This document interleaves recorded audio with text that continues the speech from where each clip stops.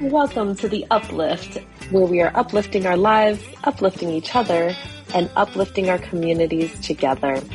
Thank you for joining myself, Cy Herrera, and Tessa Savala here, two women, two attorneys, doing it our way, and inviting you here each week to share in on the stories, advice, and life lessons we've picked up along our journeys that keep us uplifted, and that will hopefully do the very same thing for you.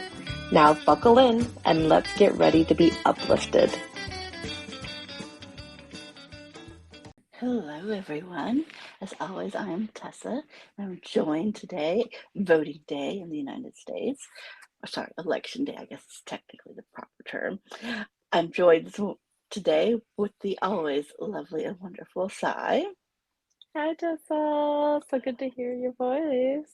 So good to hear your voice, especially on a day that I think is kind of anxiety producing election Mm, day. Like, how do we all survive? We all might want different outcomes. I'm hmm willing to accept that. But how do you survive? Because it is just going to be a day of drama, right? Like, we all have to like be patient until the polls close, which is like seeing what's going to happen. And everybody wants different outcomes, and everything is generally kind of neck and neck. And then, so how do you stay calm during the day? And then what do you do when like the election results start coming in? Because let's face it, you can't watch a newscast without drama anymore, right? Like there's no, this mm. is the news. It is factual. It is, oh my God, the world is ending, no matter what is happening. All the time. 24-hour news cycle, all the time. Yeah, absolutely that. And then we both had the lovely experience of seeing Lizzo in person a few weeks ago, and that is just an uplifting Yes. event. Like, do we take things from Lizzo? Do we find ways to cope on our own? Do we turn off the news cycle? Do we just do Mm, self-care? I mean, mm. we don't have any control over it, but all our lives are so like dependent on the outcomes. Right, right. How do Well, we get through it? yeah, I mean, there's a lot there, but I mean, of course, the first part is feeling empowered that your vote means something. Come out and vote, and you have a little bit of power. You have just as much power as the next person, but you have something. And I think that's the one highlight for me on voting day, on election day, is that at least it's a time where you get to talk back. It's like we're just with this Right. onslaught of news and just, outcome. And it feels like a lot of times powerlessness. I mean, I tip my hat to everyone that is, doing activist work, campaign work, lobbying work, all of the work that's required to push folks in between elections. But most of us, this is our only chance. This is our only chance to do Right? something, yeah. So I love that part. And it matters too, because there are elections that are decided by, Yeah, a single vote. exactly, yeah. Or even just, like, the way I think about it is I might only have 1 vote, but I have the power to influence, my whole little circle of people that I know, and some votes, I mean, I've seen it, especially on the local side, where it's, like, literally 50 votes. And we all know 50 people. Yeah. If we really could even just get people out to vote, even if it's for sometimes I tell people, if you're not going to vote for everyone, at least vote for this one person.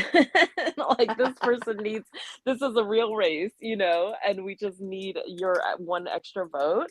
And so I think that can be uplifting in that you get a chance at least to be heard today. And so yeah, don't miss that opportunity. I know that a lot of a lot of what we see, as you just said, can be a downer and can be really hard and can be, over time, especially very discouraging. But at the same Hmm. time, when I look back on history, I feel like there was never a golden just era of like everything was great and nothing was bad. And so for the times that we've had wins, I see, like, if you look into history a little bit more, that people fought for those rights and they fought to keep them the whole time that they had them. And, I've had this, especially with recent events, I've had, a lot of issues coping with the fact that, we think that we've had wins but nothing is guaranteed. It's just nothing is secure really. It's like, you have to fight to keep every inch. And so that's the one thing I will say that's encouraging for me is today at least we get to, we get to say what's what. We get to say what we think. We get to respond to the madness and at least let our opinions be known and through voting, hopefully see some change. I think it's also, at least for me, as somebody who works in politics, important to remember that you are not voting because you are 100% in love with that person. Right. You are voting because you think they are the path forward. Yeah, absolutely. And it can be Because a you're never long going to path. agree. That's the Yeah. thing too. Yeah, like I mean that's one of the places I seek encouragement, There's been a lot of hard times in history where people thought, this is it. This is it. Nothing good is coming from this. We're doomed basically. I mean, people have thought that over and over and over again in history.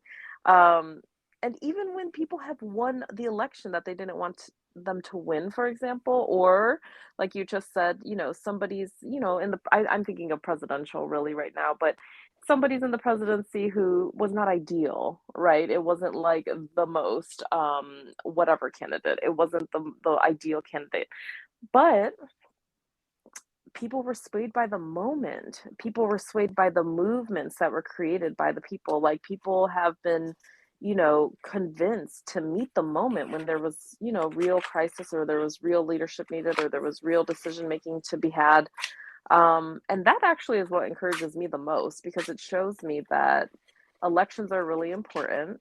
And the most important thing is really to have somebody who is at least swayable, if that makes sense. That's how I think of politics. That's an interesting way to put it. Like, Mhm. swayable, as opposed to, doesn't have to. I guess it's a lot like a spouse, right? Like, Mm, you generally agree with your spouse, but you don't agree with your spouse on everything. Because that right. would be kind of creepy, right? You're just the Like, it same would be like, person. Yeah. right? Like, it would be creepy to be married to yourself. At least I think it would be creepy to be married to myself. Yeah, I agree. So, yeah, I think it's that acceptance that you know that person is not going to do everything that you like, but they're going to do a lot more that you like than, say, the person who they were running against. Right. And Yeah, I think it's that exactly. kind of acceptance that, hey, we can find the good and we can be uplifted by the fact that we're going to agree 51% of the time. Mhm. And we need to accept that that's good enough.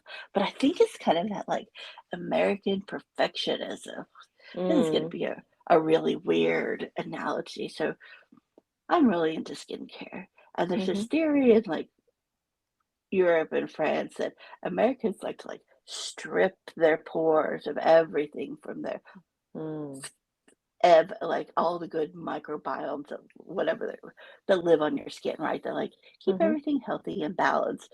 But the idea is that Europeans think that Americans want to cleanse their skin and then they want to strip their skin and then they want to make sure they strip their skin with something else. But maybe they take it too far, right? Like maybe this Mhm. idea that it has to be so perfectly clean is a lot like we need our politicians to be perfect with every single decision they make. And that's Right. just being, is that going to happen? No, I don't think so. Would it be cool Mm-mm. if it did occasionally? Yeah, that might be pretty Sure. cool. Yeah. But is that the reality we live in? And can we be happy with somebody who who agrees with us the 51% of the time? I mean, to your skin analogy, I'm just looking for someone that will give us something healthy at this point. I mean, Right? I'm just looking for a healthy relationship, a non-abusive political relationship. That would be fantastic. That's what I want.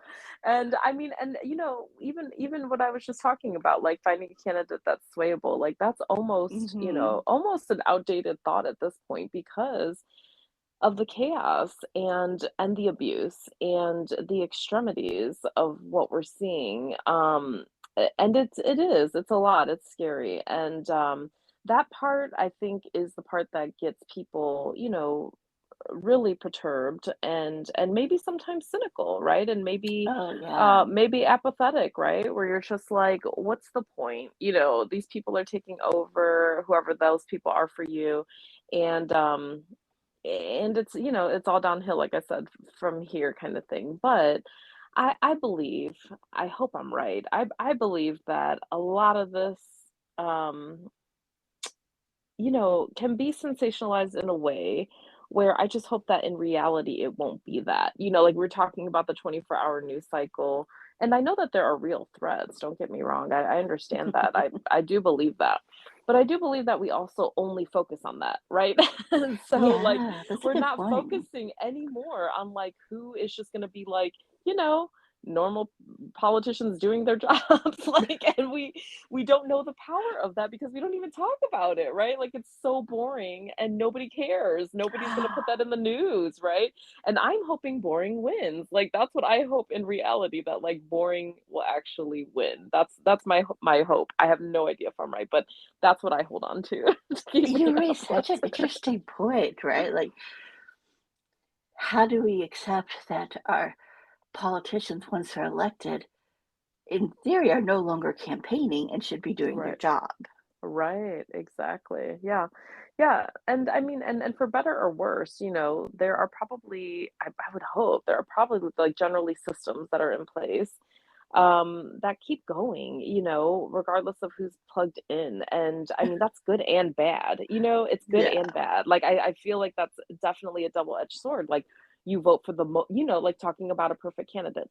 You vote for the perfect candidate, somebody who is right with you on every issue that you can imagine. And they're so, just new and they're going to create all this change. And then you put them in there and you're like, what happened? What happened to the change? Because there is like a certain status quo, I think, to a certain extent. And then there are people who, promise kind of the opposite of what you want.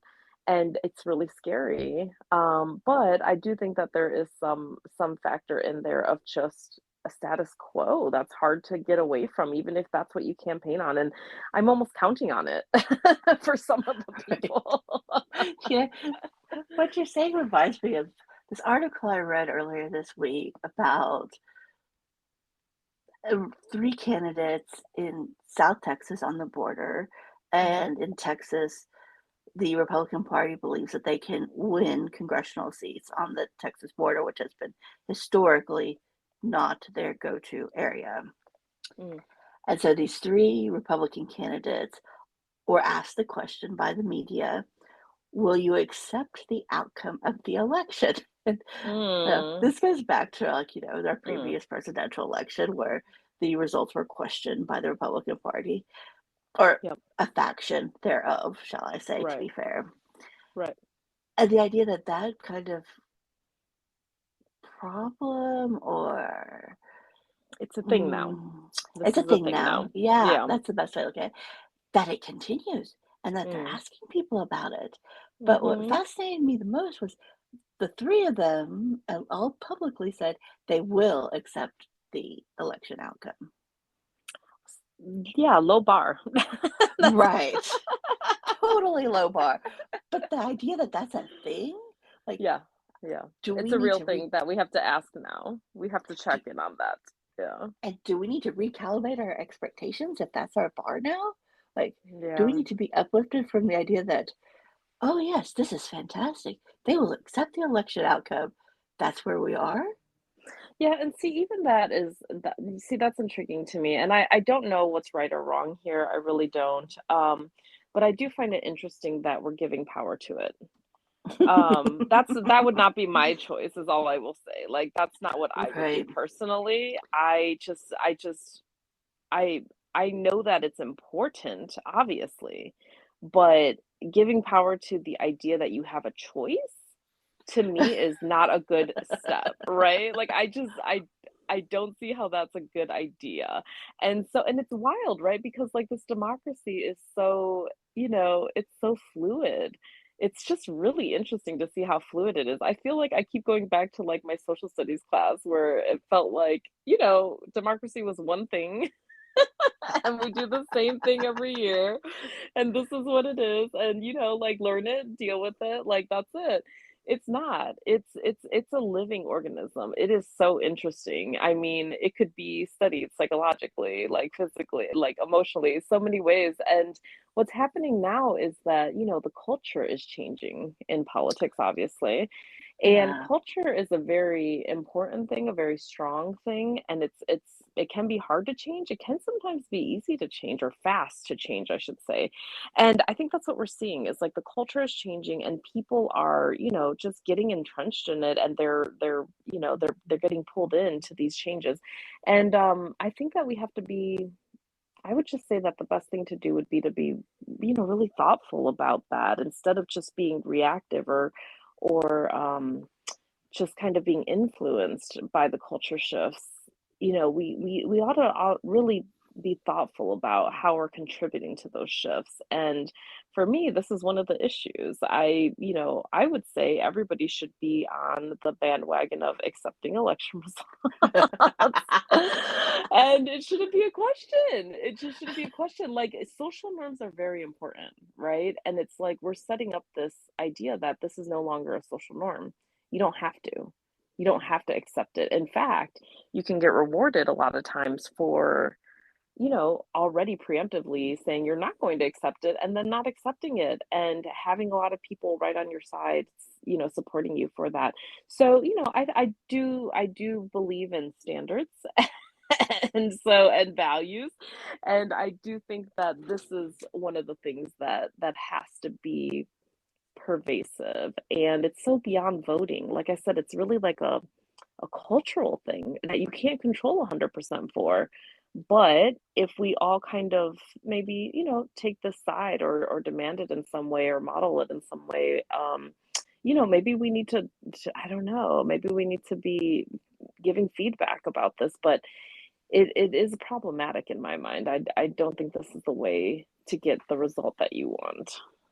And maybe the uplift from this is of this i- issue about the elections is don't give air. How do we not give air to these Mhm. kind of fringe issues? Like, and we'll start with the basic things like, are election results supposed to be respected? Mhm. Mhm. Does democracy continue? Right? Like, Yes, this we kind of, hope so. yeah, Yeah. like, but those basic things, like, do we choose not to support media who engages in that kind of conversation? Right. Do we just stop not, do we just stop ourselves from including it in Mm. conversation with our friends and like-minded travelers? Mhm. Mhm. And it's not, I mean, nothing's easy. Like No. I always try to think of the other person's perspective when I enter into any argument. And even here, like I could imagine being on the other side. I really could. I really like Mhm. I have so much empathy. And sometimes it's too, maybe I don't know. Is it too much? I don't know. But I will say that that's my nature. And I could totally see the other side of the coin.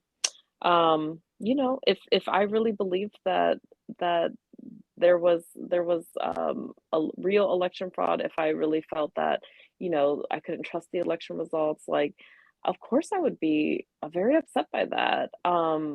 But I think at the end of the day, for this particular issue and so many others, we have to come to I don't know if it's consensus, but it's definitely a place where we just have to draw the line and we say this is what has to, this we have to respect this at a certain point or we won't have democracy. That's the thing, is like that's the tricky thing is you just won't have it if we don't all come to the same, rules. And so that's the biggest issue. And I'm all for, trying to work for the integrity of every bit of everything in relation to democracy. But what we're talking about today is something very specific that is, never really rooted in evidence. And even if it was, then we should work on that issue, not throw away the whole election. And I think that's where the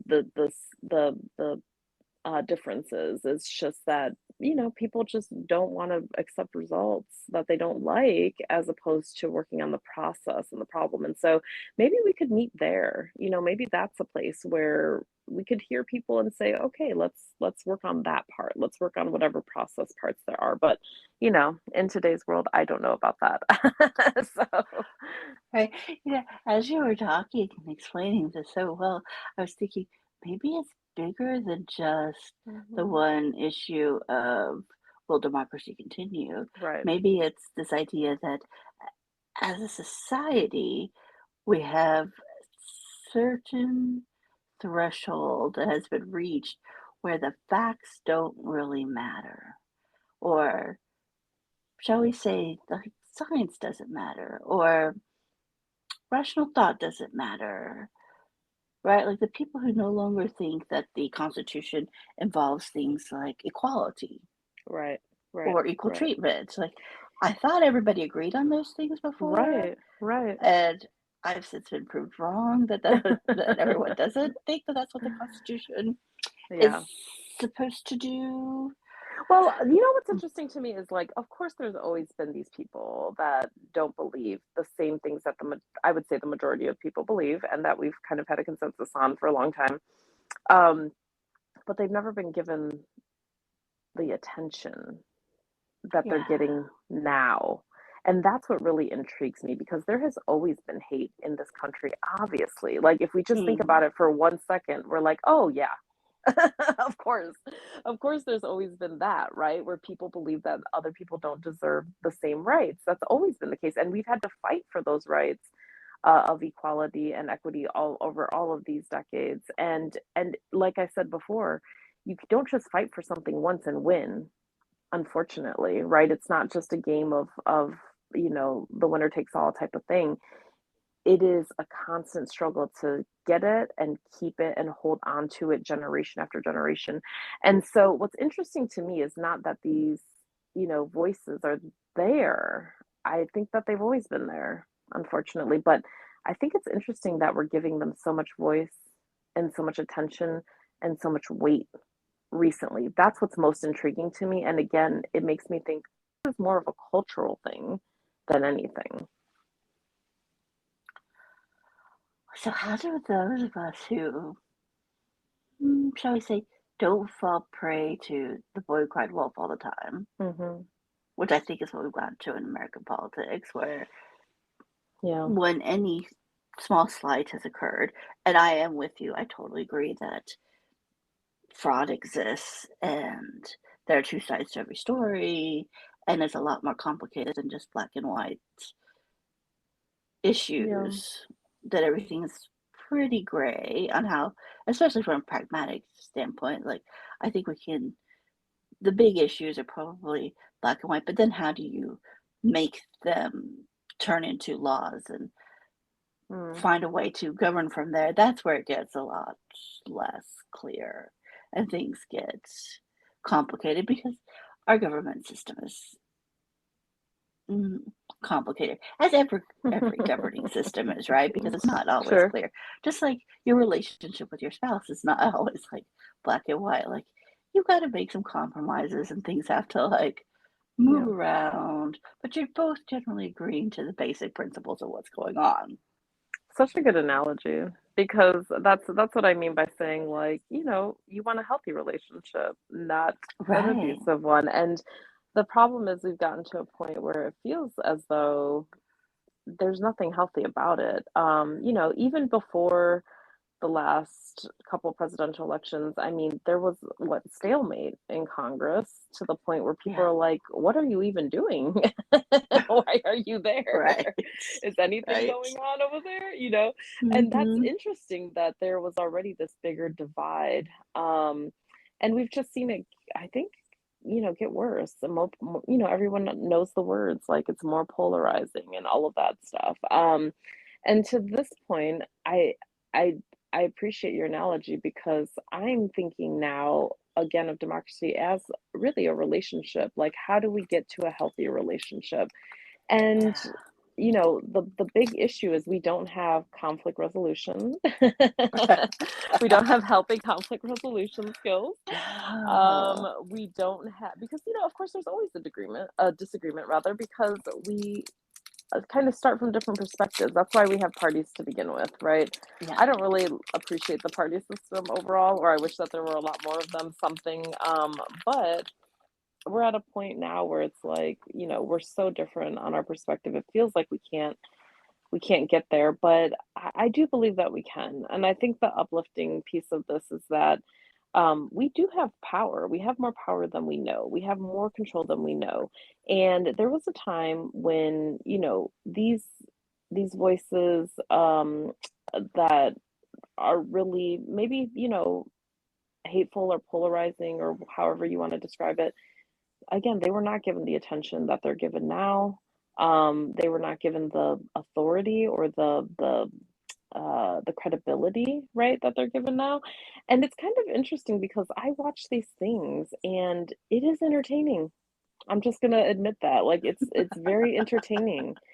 And I'm just looking at myself thinking, why is this entertaining to you? It should be terrifying, right? And it's not like we have created something that makes it funny, and it's like we're just like making fun of the differences now between us as opposed to really trying to be in a relationship with each other. And I think that is at the core of it, the big issue.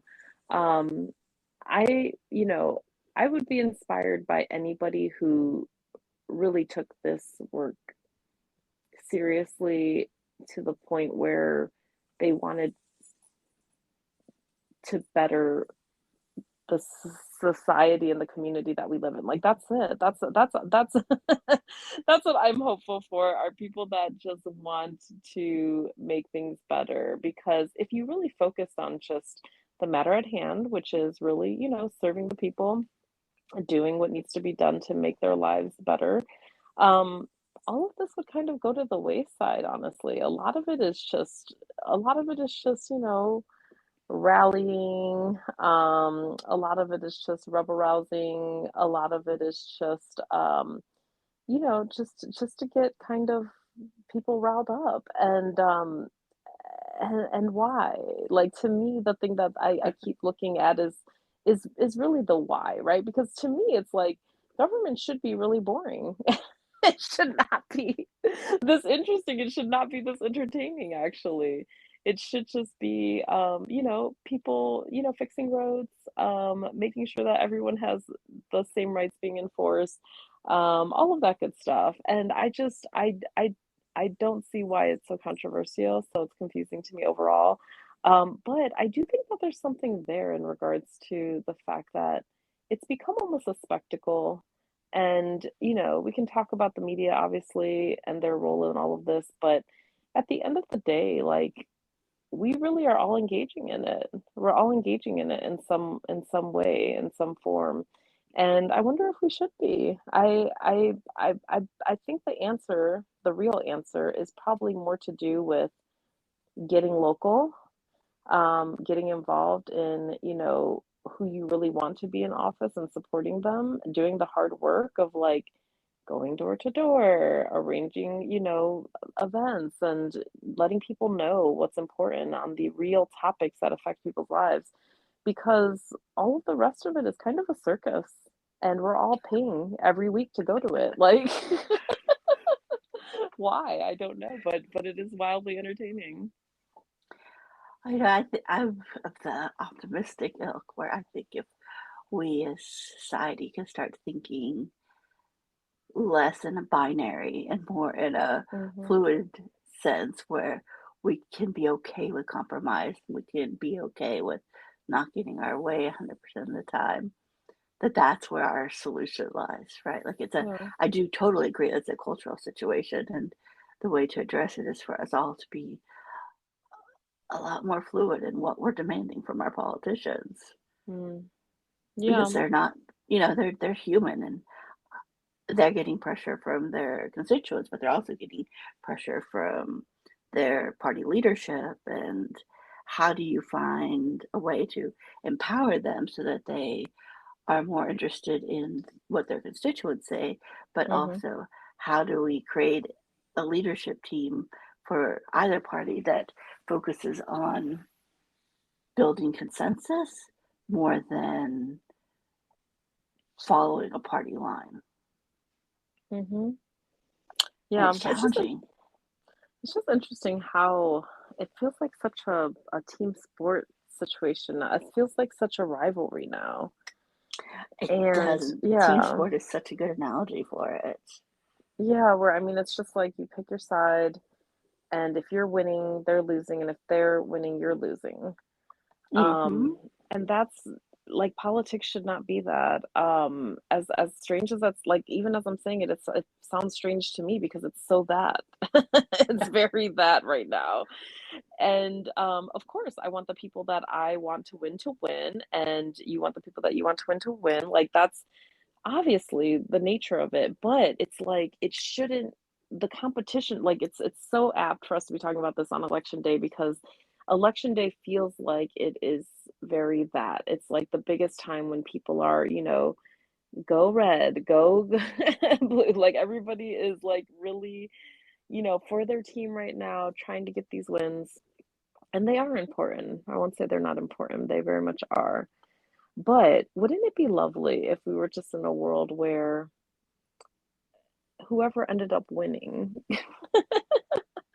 we knew that they, either one of them had just like a base level value of the same thing, right? Like um the same priority in regards to, increasing the health, well-being, um and just overall wellness of their constituency. Like that is what I'm so hungry for, and that's who I hope people are voting for today. That's it. Like I yeah, I yeah, like of course I have my own politics and I have my own perspective, but really I think that the main priority is getting back to people who just want to do the job, and that's the job. And I think for me, it is I want the candidates to cease being candidates after they're elected and to Yes. start Yes. focusing on being statesmen because that's two Yes. different Exactly. That's what I wish it situations. was, and it's not. I And just how do we get that? like how do we return to statesmanship? Which I think, and Yes. I'm going to go back to my crutch of this is like a personal relationship. Like when you're dating Mhm. your partner, you're like Mhm. going the extra mile and Mhm. you're doing your best to look your best and your You might be finest, trying to one up the next guy or girl. Yeah, absolutely. right? Mhm. But then once you're in a relationship, am I waking up at like 5 a.m. to make sure my hair is perfectly styled and I have the right outfit on? Correct. No, Correct.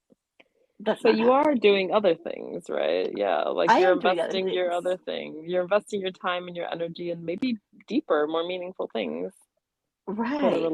But relationship. it's not the same when you're, Right. you know, Right. Right. working your way toward a long term relationship than when you're in the long term relationship. Exactly. And they're Yes. both great, but they're both totally different.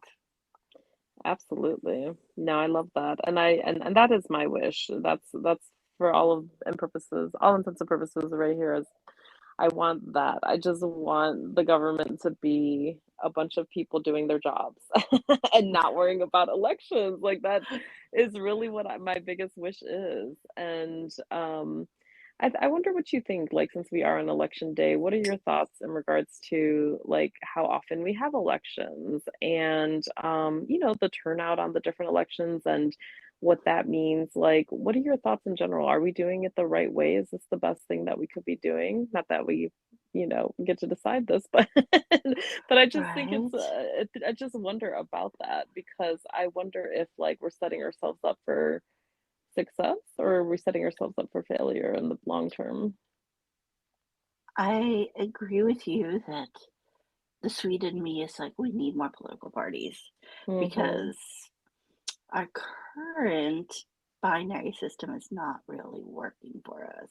Right. And I think that's because either each of the parties has allowed its loudest faction to win Mm. and be what represents it. And I don't, and I think, I like to think that most Americans are somewhere in the middle, right? Like, I agree with this and I agree with that, but I'm not really into the far, far right, and I'm not really into the far, far left. Mm-hmm. And I just want the country to continue and for it to be a little better than it was before. Mm. Yeah. But how do we redirect that in a country that is just like prone to drama, We are prone to drama. right? Like, True I facts. mean, I I was reading this like BuzzFeed article this morning about what do Europeans think of Americans when they're traveling, and it was a lot Mm. of stuff that I normally think of, and it's a lot of like the laughter is too loud. They're just loud. There's a lot of like dramatic applause for everything, right? Like if a waiter almost drops something and he catches it, Europeans think the Americans are going to cheer in the restaurant and they think that's crazy because that guy's just doing his job, Funny. Maybe true, right? but Like, funny. and it's such a different thought of why can't we just allow these people to do their jobs without Mm. the drama attached to it? And you hit the nail on the head earlier, which is it's a 24-hour news cycle Yeah. because they've turned every little situation into something dramatic. Like I'm thinking back and Yes. I don't know that I paid that much attention when I was younger, but I don't remember a lot of discussion on the voting to increase the debt ceiling, which is a totally like nerdy kind of Mm-hmm. governmental thing that has to occur because of inflation and a Right. variety of things, not because of anything that those government officials actually have any power or control over. It is just the nature of the economy that requires these things. Right. But if you were to watch the 24-hour news cycle, Oh, you would Lord. think the world was ending when it came to the debt Yes. cycle. Yes. And you hear regular people just talking about this like they know what they're talking about. And you're like, no. No. Right? And they're incensed. That's the thing is like they're angry about it. Like they are so incensed and it's like you really feel passionate about this, huh? Like Yeah. and it's not And that they would. It's the news. It's the like there's some yeah, there is a machine happening right now. Yeah. It's and a how strange do machine. we I mean, I generally don't watch the news. I read the news, which I think has like helped Better. me avoid some of the That's better, drama. yeah. For But sure. I also know on election night I'm gonna turn it on Oh, and yeah, I'm gonna watch absolutely. it. Yeah, well, I mean, that election night is almost an exception where you can't I mean, I was gonna say you can't deny reality, but that's what we were just talking about. Oops. But you're just gonna get data, basically. I mean, people are just Mhm. reporting on the data. They can add their opinions or whatever, but they really don't make any difference because it's just results now. That's all that we're looking at. And frankly, I prefer the newscasts on election night that are just truly data driven. Like Yeah. these are the counties that are out, and this is how they voted in the past, and this is Mhm. how it could happen in the future based on the numbers. I'm like, that interests me, not Yeah. you know, this county has previously denied elections that were Mm. perfectly valid. That Mhm. does not interest me. Yeah. Yeah, but unfortunately, it's very real. That point just I keep coming back to that one because it is a real threat. And it's scary. But I've seen somebody on the news. I guess I don't even know where I've seen it, but somebody was just focusing all their energy on the Secretary of States.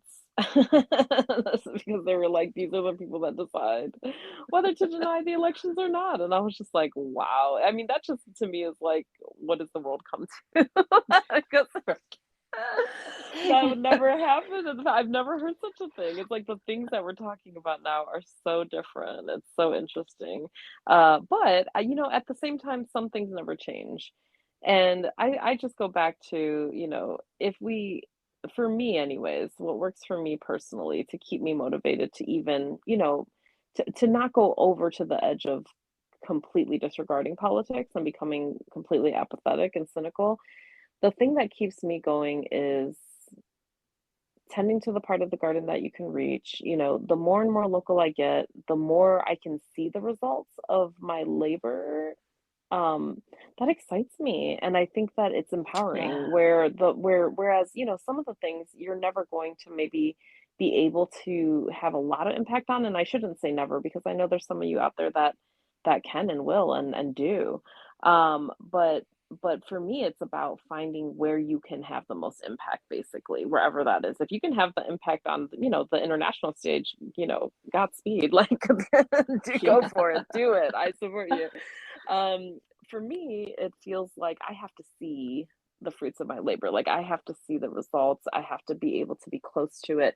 And I have just felt really enriched by getting more and more involved in local politics because it feels completely different. It feels like, these are people right here in Yeah. your city. I mean, literally, they live where you live. They work where you work. They understand, your struggles, and it's just very personal. Whereas like national politics, for example, I'm just like, yeah, I want you to do better, but I don't really even, it's like you said with the relationship, like I don't even know that person. Like we don't have anything in common. We're not from the same place. We don't speak the same language.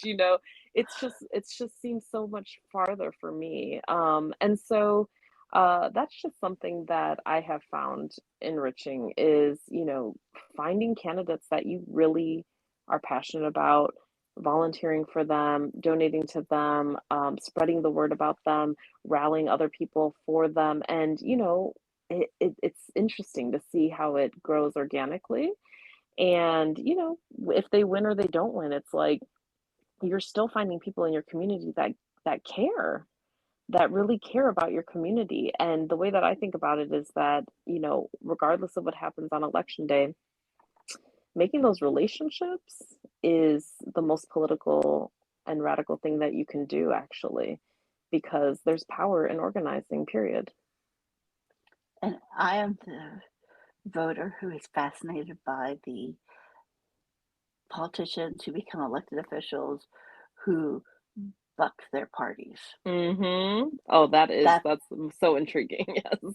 that is so intriguing to me because Yes. I like to think that those are the people who are more apt to compromise, more Hmm. apt to be statesmen, more Yep. apt to actually Pay solve the attention to day-to-day them. problems Yes.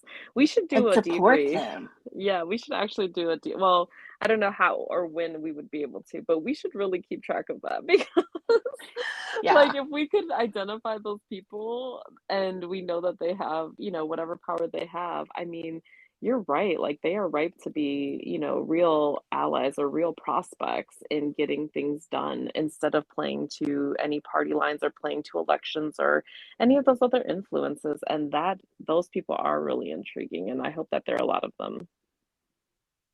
And I hope that they survive the attacks that they will get Mm. from their own party, Oh, which yeah, is part of politics that I don't like. Like I think that you just don't go after your own. exactly. Exactly. And I mean, you shouldn't. I mean, I'm even to the farther of like, I don't know why we're going after everyone for everything. Like, I just Oh this is yeah, I why the totally get with party that too. situation just kills me because I'm like, why can't we just judge people for the person? I love an election. Like, I know there's some local ones that are kind of strange, but I just love these. I think it's maybe like board of trustees or what have you, where it's like they don't have a party affiliation. Yeah. And I And our love it because I mayoral like, elections in Texas. yes, and so, like, you Yeah. just have to read them. Like, you have to read up on them, or you have to get to know them somehow. You have to look at the debates or whatever. Like, you have to get informed. And I know that it's too much to ask. And that's, I could get into a whole critique of society overall in regards to why we can't really be true active citizens in this way. But wouldn't that be amazing if we actually were able to just, look past all of the colors and all of the initials and all and just look at the people I mean, that would be so amazing, and then there would be no reason to just maliciously attack people for no reason, like, just And based on their affiliations. That would be such a different world. I want to say there are some states where they've done away with primaries, and so everybody Mm, runs at the same time, and even though yes. they have party identification, Mhm. it is who gets the most votes, which I think tempers some of the extremism on both for both Right. all parties, Yeah, because it is how do I appeal to the greatest number of people? exactly, and isn't that what democracy is supposed to be? Representative democracy, right? Um, That's what I thought. I mean, that's what I you thought, know, that's what I was taught, again, social studies, I, but I also think of it kind of like law school. Like, there were some really exciting classes. Like, Yeah, I thought criminal law was really exciting because there were really interesting cases that told really interesting stories that then, the law applied to. And then there were classes that were not as dramatic, like procedural classes, especially right. civil procedure, Oh, where there was administrative very law. little, yeah, Mhm. very little I loved drama admin law. involved. Yeah. I loved admin law too. And there are people who love that kind of stuff, Right. but it is not the kind of stuff that would No, attract it's not the stuff that news me. is made out of. And Correct. you know what is interesting about that very thing you just said is when I went to law school and I went to admin law, I was excited about it because I realized the power that lived there, which was, I mean, this is just Yeah. a weird way to talk about it, but for me, if you're not in this world and you don't know the inner workings, if you're not behind the scenes and, if you're not just, if you don't know people that are just, doing the work, this is all like intriguing stuff. Like, oh, this is where decisions are made. Oh, Yeah. like this is where power is. Like this, oh, enforcement is the thing, right? Because when you're on the outside, and I feel like so many of us feel this way, where we're just watching the news and even with activists and everything, it's like we're pushing and pushing for like laws to be put in place, and that's fabulous. Again, I adore them so much. I adore all these people that are doing that work, but it's not the end. And that's what I really realized in law school generally is that there are places where the power lives that are much quieter, Hmm. much less dramatic. They're not on the news. They're not the things that people talk about, at the dinner table. It's not stuff that, normal people really are even, it's not on their radar, right? Because it's the stuff of the boring government that happens, at desks, not on the news. Right. But it actually is extremely powerful. And that's, goes back to my whole thing of like, I hope that people are doing that work and that it continues and that there are good people that we will never know the names of, that will never be in the headlines, that will never be on the news, stowing or just stewing up heat and hatred and all of that. Like there are people that are just doing the work. They're just at their desk. They're just, approving things, making sure that things are going through. But other politicians know that. And I guess the scary thing right now for me is that people are going for those quiet jobs with a very Yeah. intentional, you know, um, strategy. And as much as I would love to like just put my head in the sand and hope that like all of that's going to be there, the truth is it is under threat. If you really look up and see what's going on. And so elections are extremely important. Um, and unfortunately or fortunately, we have to be paying more attention than ever. That's just the real truth. I think that things are getting more complicated because people have more access to information. And it's like you're not the only one that has access to information. Everyone does. So everyone has different agendas, right? And so it's kind of harder to be a citizen today, I would say, in that way. You can't count on the status quo. And maybe that's a good thing. Maybe it's a bad thing, depending on who you are. Yeah. But we have to work on it. We all have And to I do think work. this is an uplifting story from exactly what you're talking about politics, that there is a focus now on kind of the bean counter, shall we say, the people who are just doing the mundane work of running a Hmm. government.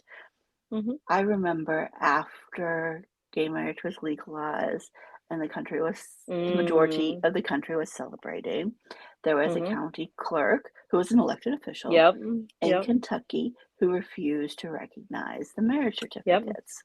And the Yeah. first That group was who kind of the spoke start up, of this whole thing. Yeah, good for you for right? remembering bringing that. That's really was the start. But there's an uplift in this too. And it came from a very unexpected place. During that time when this woman was denying marriage certificates, the Church of Latter-day Saints, who I don't think anyone would describe as Right. radical, Right. issued a statement that that woman had assumed a position that she accepted and she needed to do her job. Yes. And her job at that Yes. time was to issue marriage certificates. And I According to the thought, law. according to the Yes. law, and I Yes. thought, way to go, religious organization, Yes. recognizing that you have a civic duty to do and that those two Yes. can remain separate. And I think that might have been a Absolutely. time where we still recognize separation of church and state, or at Right. least the majority of us did. I want to believe that we still There do. was a time. And yes. And I like to think that now is only a loud minority who doesn't Right. think Right. that. See, And there's that. There's that. yeah, how do we tune out the loud minority? How do we uplift ourselves to understand that they exist and they're like the, child in the grocery store who's on the floor kicking Mhm. and screaming because Mhm. the box of tricks isn't going into the shopping cart. Right. Right. And I just oh man, even just thinking about that, I wonder like what could have been if we didn't give that so much attention. I don't know if Yeah, it's right or wrong. I don't know. I'm right. asking the question because as you were talking about that, I was like, that is the beginning. Like that was the start. Yeah. And it's like, I know about that. You know about that. We don't live in Kentucky. Why do we even know Yeah. about that? You know what I mean? And it's just like one county in the entire country, and they didn't report on the other, like, what, 300 county or however many counties there are, probably thousands of counties in the country that were just Yeah. doing the thing. They just did it. Right. They didn't go and show, Bob in the next county who was just issuing these certificates no problem because that's his job. That didn't get attention. That didn't get clicks, that didn't get Yeah. eyeballs, and so it was not newsworthy. And that's my point, is like, why are we giving the spotlight to the people who are going to make things worse? And it's almost the conversation of like the serial killer conversation, where Hmm. people are like, yeah, people are fascinated by this, yeah, it is entertaining, but we're talking about people that have actually been murdered, and Correct. you are getting entertainment from it. And meanwhile, we're making, this is an argument, obviously, I don't know if it's true, but some people are arguing we might be making more serial killers because of all the attention that you're giving to this person. Same thing with mass shooters.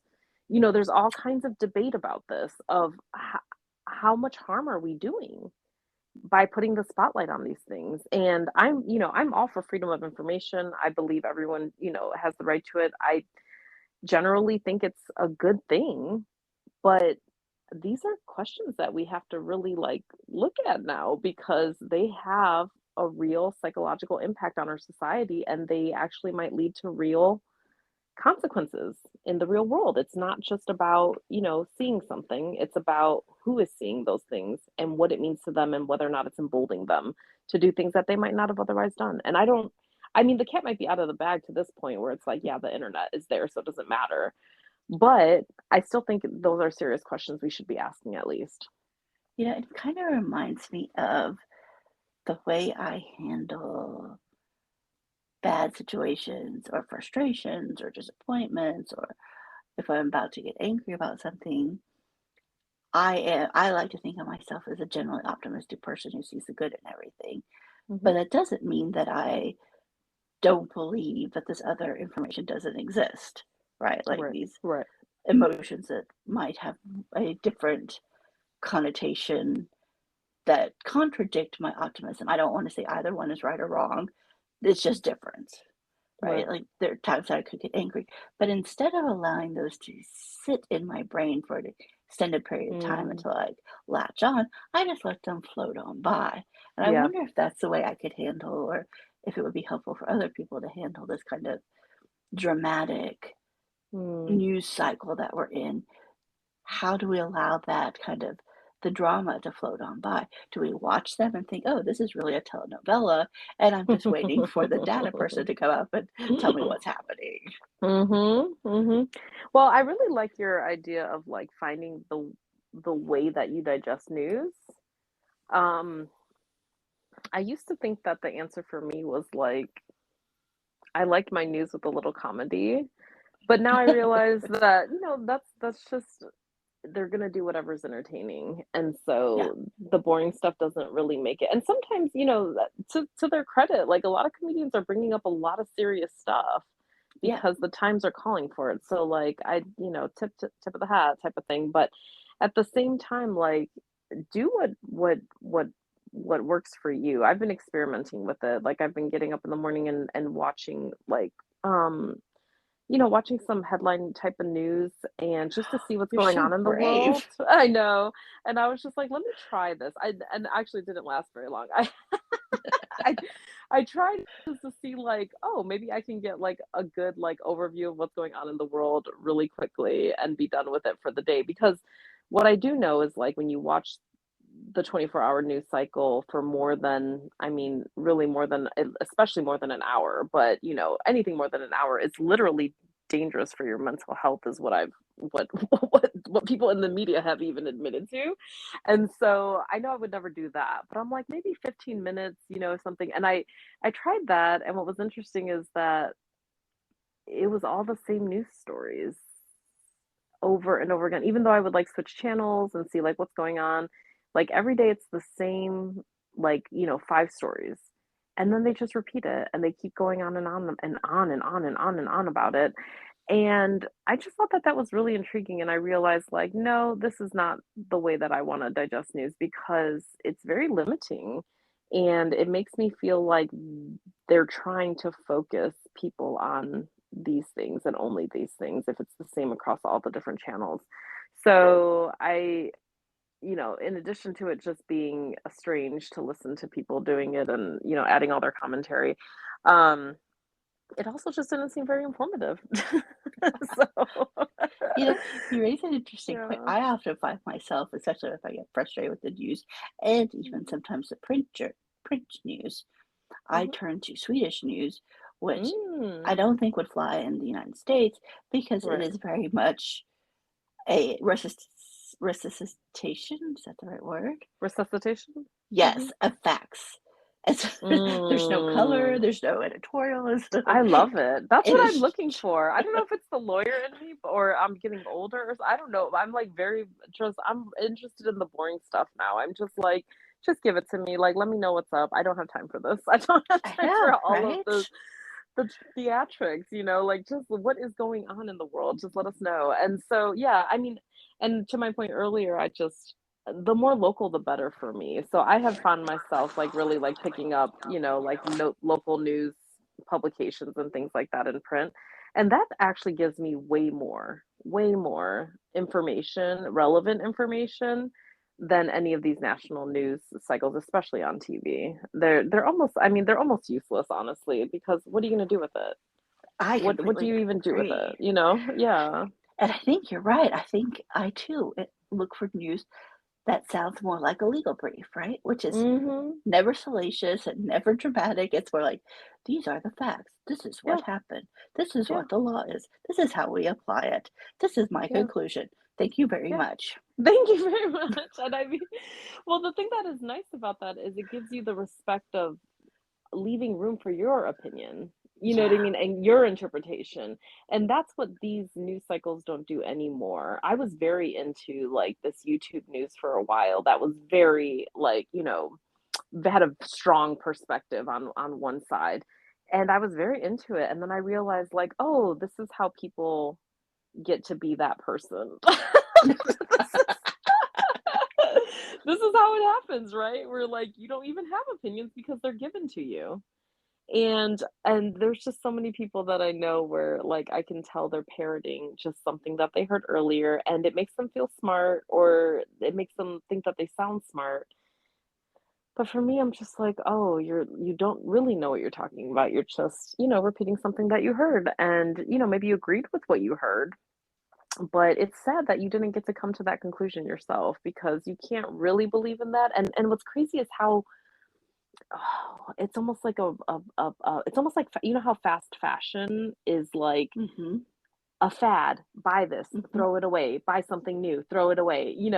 I feel like news is like that now, where you don't even comprehend it enough or for a long amount of time where it even becomes like at all central to your opinions or to your being. Like, it's just a throwaway, it's a throwaway headline every day, and it's like things for people just to talk about and disagree about. It's so strange. It's such a weird time where we're not really trying to problem solve, we're just trying to be opinionated.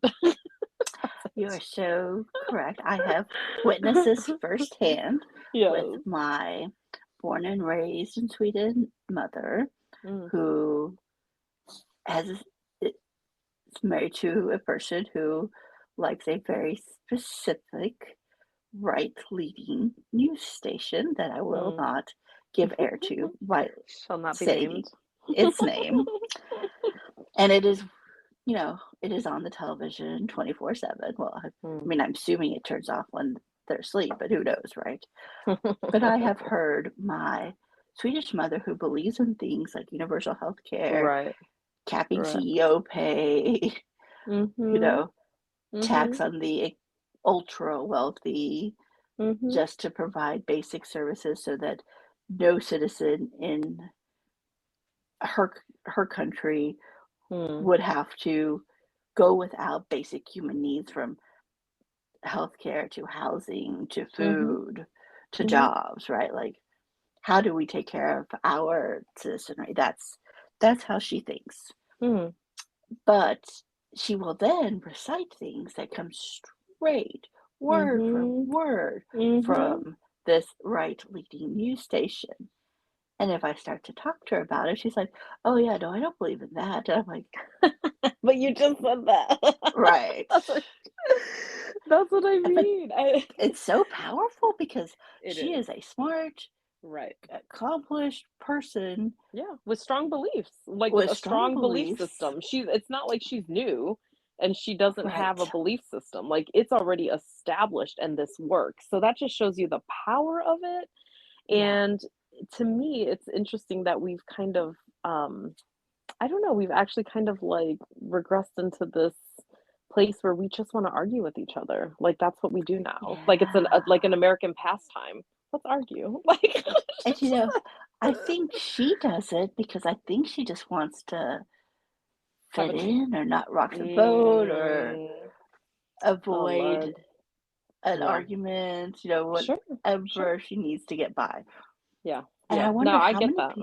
How many how many people are that? people, right, exactly. And that's kind of frightening, right? Like, how many people don't have the people behind them telling them that you are special, you are important, you Mm. can think however you want to think, Yeah. And it's okay and if we make those disagree. decisions informed on your Yeah. own, Yeah. and respect other people who've also come to the conclusion that might be different, but they came to that Yeah. conclusion also on their own.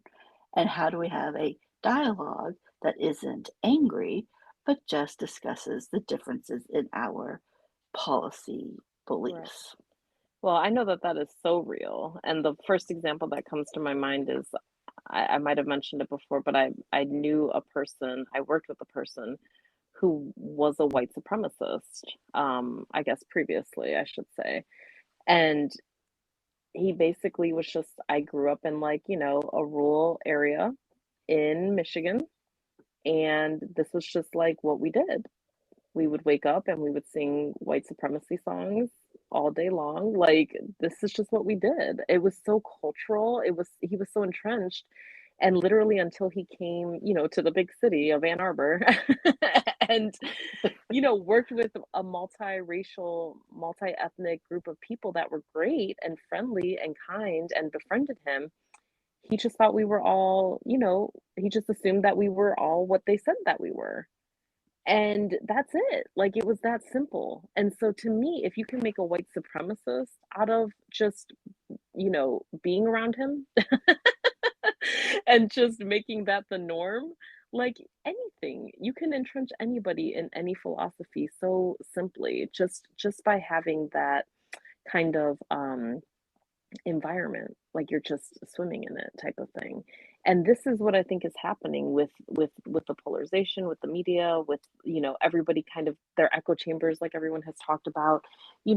We're getting to that place where it's like we're getting indoctrinated based on which news channel we choose to watch. And it's Yeah. wild. It's really wild, and it's really scary. And my uplift out of all of it has been meeting real people, talking to real people, reading the local news from, like, reporters and journalists that live right here in my community. I think that there's a humanization about it that really grounds me in reality and grounds me in community. And I don't know if it's the whole answer, but for me, it's a big part of it. And for me, my uplift has been twofold. One is the simple act of turning on parental controls to block news channels in my home, That's so which smart. which might not be the best way to, you know, embrace a free flow of information, but No, I sometimes think it's genius. you just gotta tune out the riffraff. So That's that's one way genius, to do it. though. It's a And filter, that's okay. the other is exactly what you said, like how do to build respectful relationships with the people Mhm. around us and to listen to what they have to say and to support that they came to these conclusions on, rational terms. And I'm not saying that perhaps we need to embrace and uplift the people who hold views that say that, science is killing us or medical science is killing us. But let's be open to the people who raise legitimate concerns Mhm. based on rational thoughts. Yeah, yeah, and have real And they can differ for conversations. everybody. Yeah. Absolutely, absolutely, yeah. Yeah, I think the more we can work with people that are, again, swayable, Mhm. or even that have, some good points, um, instead of just, closing our ears and closing our eyes and hoping that they go away. If we could just get more, rational, reasonable people in the room together, things could definitely change. And I am hopeful for that, because the other thing I see on the ballot today is a lot of people putting their lives up and saying, "I'm willing to do this, like, I'm willing to do the work," and that's inspirational to me as well, the fact Oh, that yeah, people 'cause are willing to be public servants, yeah, who would especially want today. that? Who would want that? Yeah. That's what I say. I'm like, "No, thank you." Yeah. I'm You and me both. No way. I'm like, that is, I was like, that is, that's a brave thing to do today. It actually literally a brave thing to do today. Yeah. And there are people who are willing to do it. And, the more reasonable, rational people that you encounter, especially locally, that you can really get to know. I can't tell you how many of the candidates I've got to meet this season, just going to whatever, like going to little like nonprofit events, going to just local, like, somewhat political events, like, they're everywhere. They're out there. Yeah. I mean, it's just you can meet them. They're so accessible, and it's just really interesting. There's town halls sometimes, there's all kinds of events, that they'll be at, and getting a chance just to know them as human beings, I think that could be the start. Like, the news is so polarizing. All of these different things are polarizing because they're dehumanizing. But when you get to meet people face to face, things change. Yeah. Or even, if you're just a person who wants to take in information and don't want to attend these events, Mhm. read multiple sources. Talk to your friends Yes. about them. Compare information. Yes. I mean, if Yes. you're gonna shop around to buy a refrigerator, Yeah. shop around to figure out who your politicians Who's gonna are. represent you? Yeah. Yeah, because, the decisions that you vote on can impact your life rather directly. Absolutely, and they do. I think that's the other thing is, like, for so long it's been like, oh, that's politics, that's, whatever. I hate politics. How many people say that? I hate politics. I don't Yeah, want to get involved type of thing. And one day I realized in my life, like, oh, life is politics. Like, you can't get away from it. Like, you your life cannot. is impacted by politics, whether you're involved or not. So, if you want to have any control or power, you better get involved. And so, I know that we're all, I always say like we're in the struggle, honestly, because there's so many people that I know, they literally they don't have time for it. And can't argue with them. They legitimately do not. Um, but at the same time, they might know somebody who does have time to do Yeah. their research, talk to those people. That's what I do. Literally, sometimes I don't have time, and I feel like I have less of an excuse than some other people in the world that are working 3 jobs or what have you. But I know the people that are in this situation all the time. They're into local politics, especially. And I will call them up before I vote and be like, who are you voting for? I need to Hmm. know what are the Hmm. goods, who's good, who do we know, who is really going to do what they need to do. And I would encourage people, just like we say, surround yourself with, 5 people who really believe in you and that love you. Also, like, have a couple people who know their stuff and Yeah. that have your same kind of, ideologies and philosophies and interests in mind when it comes to politics. Get a couple of those in the mix too, because they come in handy. And actually throw in somebody who doesn't agree with you, but whose Oh, yes. thought process that you agree with and you Yes. respect, so you could understand the other side. That's an extra good challenge. I'm gonna have to take on that challenge myself. As am I, as somebody who, puts on child lock filters on their news station. Don't want to see it. Well, it is try. I'm gonna try to figure out if I can do that for YouTube, because sometimes the news gets mixed into my YouTube and I'm like, I'm traumatized just from glancing at that headline. Thank you, YouTube. Yeah. I'm gonna check into that. Mhm. 'Cause it shouldn't infuriate you, like, learning about your country and learning about who Right. are your elected officials should not be something that infuriates you. It should Mm, be something that gives you hope. And so I like yeah. to think it's on all of us to like uplift each other and respect each other's views when they are based on rational thoughts. I know Hmm. that's a high, might be a high standard for the current state of affairs at times, but at least people who have taken in information from multiple sources that have multiple ideologies, so they've formed their own decision. And, Yeah. we all can come to different decisions. Just like we don't agree with our spouses on everything, we don't need to agree with our parties on everything. Right. And if you're Exactly. independent, you don't need to agree with anybody more than 50%. You can just kind of be out there floating around. Absolutely. Yeah. And more to independent thought. I love that idea in general. Just allowing yourself to have, you don't have to line up with anybody generally. Like, you can be a part of any party that you want, and you can Hmm. still have different ideas about different policies. That's okay. Yeah, But it doesn't mean you can't work with people who are not right. exactly the same as you. That I love that message, and I think it's an important one for election day for sure. And the most important thing is for everyone to get out there, make sure to vote, make sure your voice is heard, and come to your own conclusions. Listen, observe, take in what you can, how you can, but also think for yourself. And also a quick shout out to all those people who are bucking the establishment Yes. and their party. So good for you for Kudos. having the independent thought. We respect you, we salute you, and we hope that you provide inspiration for others to get uplifted as well, to have that independent view of our country and our politics and how we move forward. Absolutely. And thank you, Tessa, for always being my uplift, especially in politics. Where I Thank can you, teeter Cy. so fast. Well, we're going to keep it going. And thank you to the Uplift community for listening in and being a part of keeping our communities uplifted. We appreciate you. And we'll talk to you next time. Bye bye.